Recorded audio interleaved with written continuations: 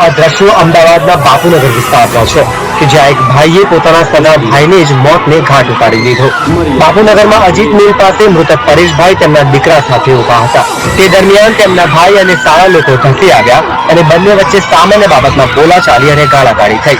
બાદમાં મામલો ઉગ્ર બનતા બંને પક્ષ વચ્ચે જાહેરમાં હથિયારો સાથે મારામારી થઈ, જ્યાં પરેશભાઈ પર પાઇપ વડે હુમલો કરાતા તે ગંભીર રીતે ઘાયલ થયા. દરમિયાન પરેશભાઈનું હોસ્પિટલમાં જ સારવાર દરમિયાન મોત થયું તો પરિવારના લોકોએ જ જાહેરમાં ભાઈની હત્યા કરી નાખતા સમગ્ર વિસ્તારમાં ચકચાર મચી ગઈ છે. આ મારામારીનો વિડીયો સોશિયલ મીડિયામાં વાયરલ થઈ રહ્યો છે તો હાલમાં પોલીસે હત્યાનો ગુનો દાખલ કરી વધુ તપાસ હાથ ધરી છે.